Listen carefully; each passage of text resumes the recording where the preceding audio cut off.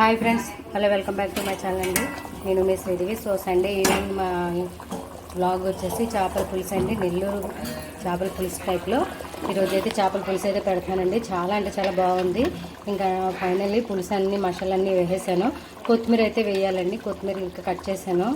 ఇదిగోండి చూస్తున్నారు కదా, వేడి వేడి అన్నంలో బెండకాయలు కూడా వేసామండి. బెండకాయ, టమాటా ఇవన్నీ వేసి చేపల పులుసు అయితే ప్రిపేర్ చేశానండి. కొత్త ఉడుకుతుంది.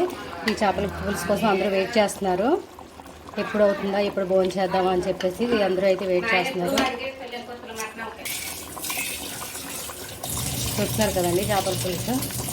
ఇదిగోండి బెండకాయలు కూడా వేసుకున్నాము.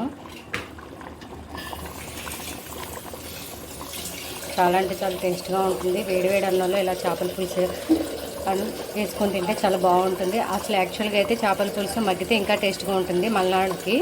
కానీ ఇంకా పిల్లలైతే ఆగట్లేదు, ఇప్పుడే తినేస్తా అంటున్నారు. ఇదిగోండి కొత్తిమీర కూడా కడిగేసేస్తాము.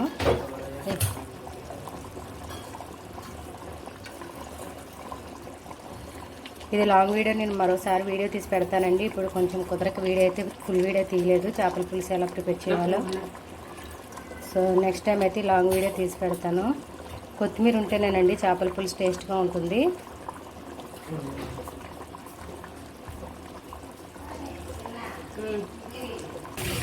ఇంకా కొత్తిమీర వేసేసాం కదా, ఫైనల్లీ 10-15 మినిట్స్ అయితే కుక్ చేసేసుకొని స్టవ్ ఆఫ్ వేసుకుంటే మనకి చేపల పులుసు అయితే రెడీ అయిపోతుందండి. చూస్తున్నారు కదా, వేడి చేపల పులుసు.